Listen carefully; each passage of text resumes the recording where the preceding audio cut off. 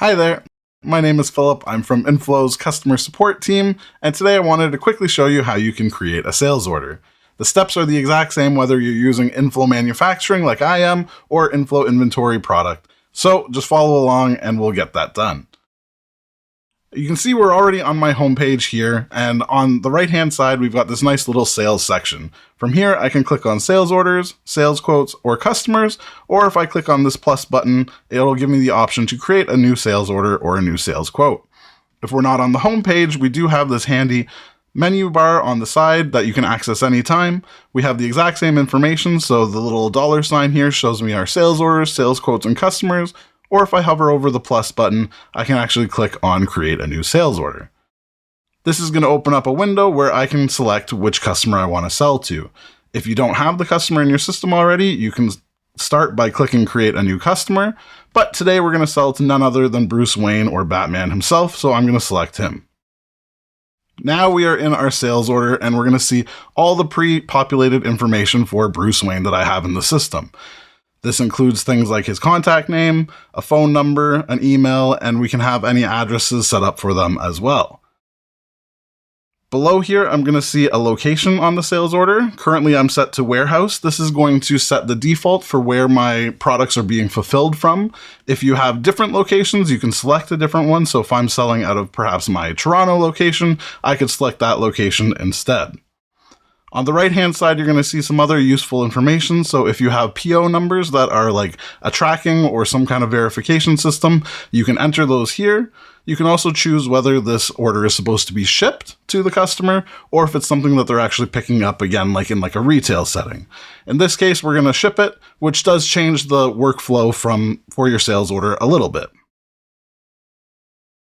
Down below, we're going to see this is the section where we can add in our products. Right now we have none, but we can choose to add a product manually, or if we click here and we have a scanner hooked up to our computer, you can actually scan the barcode and it'll add it automatically to the sales order.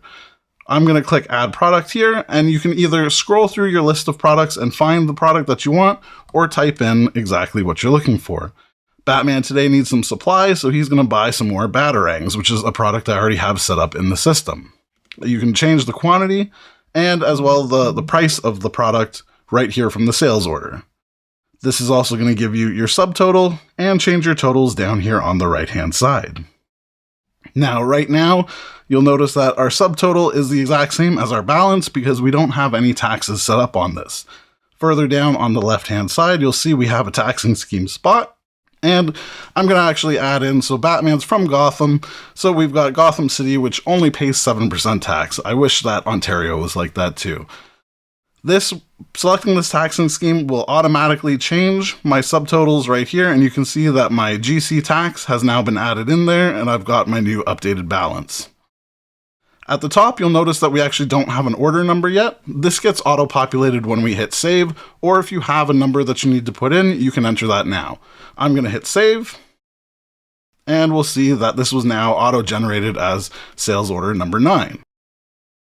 From here, there are a few other things that you can do. So if you need to set up something like a requested ship date or a due date for the payment, you can add those on here. But you'll also then be able to pick the product to fulfill it. So by clicking on this pick tab, I can choose to fulfill all the products at one time. So I can either manually add them in or click this autofill button, which will automatically add them all for me. This will then let me change the quantities and choose what specific location they are coming out of. So perhaps I have more stock in my warehouse. I can select that and I can choose a sublocation if that applies to it.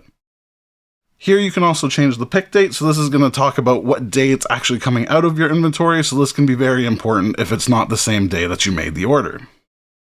Next we have the ship tab, and this is how you're actually sending out the product. Again, you can add them manually or hit autofill, which will put them in there.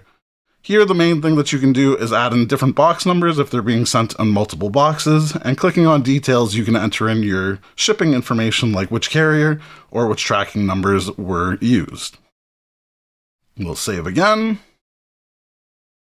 There are 2 more tabs if you do need to return any products that you can again add them manually and set in the prices, and restocking would actually be adding the product back into your inventory.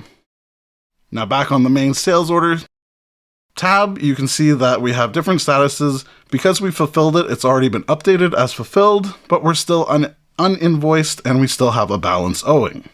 If we want to pay that balance, we can either hit mark paid and that will automatically pay that total balance for us, or we can click on the paid button here and you can actually enter in the specifics. So say like American Express, put in a reference number and then put in the total amount. This way you can also set up different amounts if maybe they're paying by 2 different payment methods or on different days or something like that.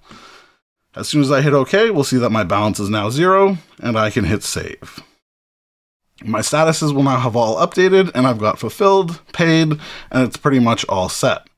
One other important thing to note on here is that this is the order date, so this is the date that we created the sales order itself. We do also have an invoice date. So by clicking on the word order date or invoice date here, I can actually switch between them and set this. Invoice date is, again, just a different date that we use to track in the system that will get auto-generated if you print an invoice or email an invoice to your customer, or you can set it manually for when you do send that out. Lastly, you can put attachments on the order if there are different documents or anything that you need to keep track of or refer back to when you look at the sales order in the future. You can also copy it if you make this same order a lot, or then print any of the different documents and emails them to your customer as needed. So that's most of the high level of creating a sales order. I hope that helps. And if you have questions or need anything from us at any point, you can always email us at support@inflowinventory.com. Thanks so much, and we'll talk to you next time.